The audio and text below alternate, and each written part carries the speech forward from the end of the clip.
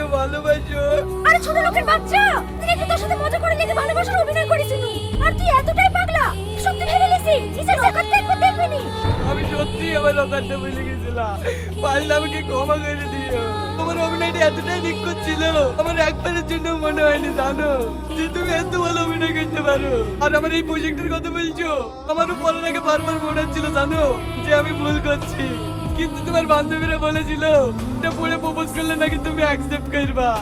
আর আমি তো তোমার ভেবে পাগল, কিন্তু তোমার ভালো লাগার খারাপ লাগা ছাড়া আমার কোনো কিছুতেই যায় আসে না। কেউ যদি আমাকে বাড়ির ধরে গলায় নিয়ে বলতে বলে না, তখন আমি তোমাকে ভালোবাসি কথাটা বলতে একবারও ভাববো না। এই নাও, এই বুদ্ধিটা দেওয়ার জন্য তোমাকে অনেক অনেক ধন্যবাদ।